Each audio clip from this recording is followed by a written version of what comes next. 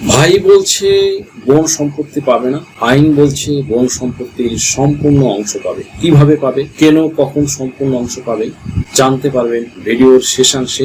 কারণ সেখানে আইন বিচার ও সংসদ বিষয়ক মন্ত্রী অ্যাডভোকেট মোহাম্মদ আসাদুজ্জামানের নিজ মুখের নিজের দেওয়া স্টেটমেন্ট বা বক্তব্য কিছু অংশ বা কিছু নজির আপনারা সেখানে পাবেন। কাজেই ভিডিওটি স্কিপ না করে সম্পূর্ণটি দেখার জন্য রিকোয়েস্ট করছি। আর সময় নষ্ট না করে শুরু করা যাক। Let's get started.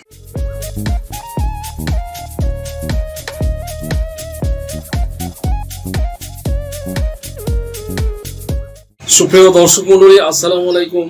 Legal knowledge পরিবারে আপনাদের সবাইকে জানাই সুস্বাগতম। ভিউয়ার্স, আমি advocate Mohammad Belayet Hossain, Bangladesh supreme court member, Dhaka জজ কোর্ট, মাদারীপুর জজ court and Dhaka Texas bar association.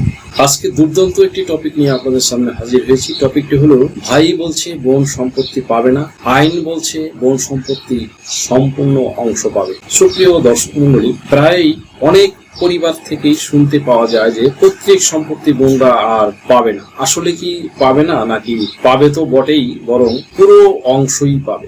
এমন একটি গুরুত্বপূর্ণ এবং তথ্যবহুল টপিক নিয়ে আজকের ভিডিওতে বিস্তারিত আলোচনা করব। ভিউয়ার্স, পিতার মৃত্যুর পর তার সকল সম্পত্তি মৃতের স্ত্রী, ছেলে, মেয়ে, নাতি নাতনিদের মধ্যে রেখে যায়। মৃতের রেখে যাওয়া এই সম্পত্তি ছেলে ও মেয়ের মধ্যে 2:1 হিস্সা মোতাবেক সম্পত্তি বন্টন করার নিয়ম। অর্থাৎ ছেলে যা সম্পত্তি পাবে, মেয়ে পাবে তার অর্ধেক সম্পত্তি। অনেক পরিবারের ভাইরা বলছেন যে পিতা জীবিত থাকা অবস্থায় বোনদের বিবাহ দেওয়া হয়েছিল, তখন পিতা 1 নম্বরে বোনদের হিস্সা মোতাবেক যতটুকু সম্পত্তি পাবে তা হেবা বা সাবকাওলা করে দিয়েছেন এবং বলে গেছেন আমার মৃত্যুর পরে আর সম্পত্তি নিতে আসবা না। 2 নম্বরে আবার অনেক পরিবারে বাবার মৃত্যুর পরে বোনদের বিবাহের সময় বোনের হিসাবের জমির বিক্রি করে বিক্রিত টাকা দিয়ে ভাইয়েরা বোনদের বিবাহ দিয়েছেন।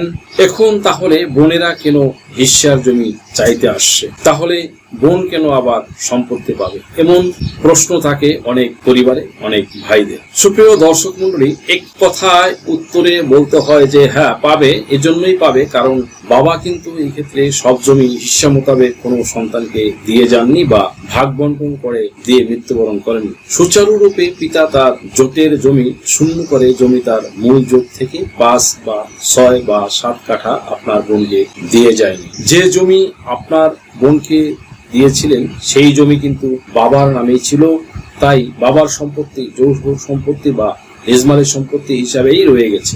এই সম্পত্তি বাবার মৃত্যুর পরে বাবা, মা, সন্তান, সন্ততি, নাতি নাতনিরা সবাই কিন্তু পাবে, ইভেন কি বাবার বাবাও পাবে। এখন প্রশ্ন হচ্ছে, বাবা তার মেয়েকে যে 5 বা 6 বা 7 কাঠা বা 7% জমি লিখে দিয়ে গেছে, সেটা কিন্তু বাবার রেখে যাওয়া যৌথ যে সম্পত্তি, সেই সম্পত্তির সাথে হিসেব নিকেশ করা কিন্তু যাবে না। কারণ এমন কোনো আইন নেই যে বোনকে দেওয়া যাবে না। বাবা যদি সকল সন্তানাদি বা তার ওয়ারিসদের তার মৃত্যুর পূর্বে হেবা করে দিয়ে যেত, তাহলে সেই সুযোগ থাকতো, অর্থাৎ তখন আপনারা ভাইয়েরা বোনকে না দিয়ে পারতেন। কিন্তু যেহেতু বাবা সকলকে পাট ইচ্ছা অনুসারে কোনো হেবা করে দিয়ে যায়নি, জোট শূন্য করে দিয়ে যায়নি, কিন্তু মূল জোট থেকে তার মেয়েকে মাত্র 5 কাঠা হেবা করে দিয়ে গেছেন, সেহেতু এটা হিসাবের বাইরেই রাখতে হবে। যদি পিতা জোট শূন্য না থাকে বা পিতার নামে তার জোটে যদি যে অংশ বা যে কোনো অংশ পরিমাণ জমি অবশিষ্ট থাকে, তবে সেই সম্পত্তি ওয়ারিশরা বাটোয়ারা করে হিস্সা অনুসারে আপোষ বন্টন করে নামজারি করে নেবেন, তখনই কেবলমাত্র তাদের হবে। এখানেও বাবা তার মেয়েকে দিয়ে যাবার পরও যে সম্পত্তি অবশিষ্ট থাকবে, সেখান থেকেও মেয়ে তার হিস্সা অনুসারে অংশ পাবে।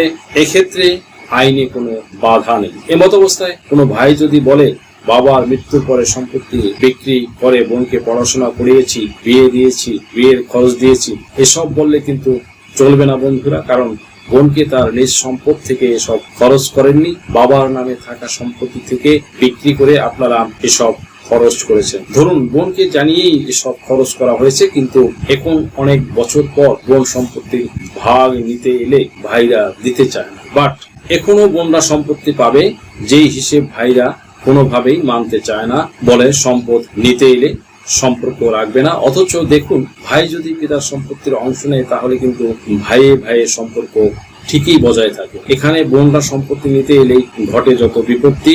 এভাবে একটি কথা ভুলে গেলে কিন্তু চলবে না বন্ধুরা। বোনকে কিন্তু আপনার বাবার সম্পদ আপোষ বন্টন মূলে বন্টন করে দিয়ে তার অংশ আপনারা ভাইয়েরা বিক্রি করেননি। এমন সিচুয়েশন সৃষ্টি হলে মনে রাখতে হবে বোনরা কিন্তু সম্পত্তি পাবে 2:1 অনুসারে। তবে কোনো পিতা যদি তার জীবদ্দশায় তার সন্তানদের মধ্যে যে কোনো একজনকে দিয়ে থাকেন এবং বাবা মৌখিকভাবে দিয়ে বলেও যায় যে তোমরা আর সম্পত্তি নিতে এসো না, তথাপিও কিন্তু তারা এই বোনেরা সম্পত্তি পাবে। কারণ বাবা মৃত্যুর পরে কোনো রকম যৌথ সম্পদে রেখে গেলেই তার ভাগ সে পাবে, তার যতটুকুই হোক না কেন।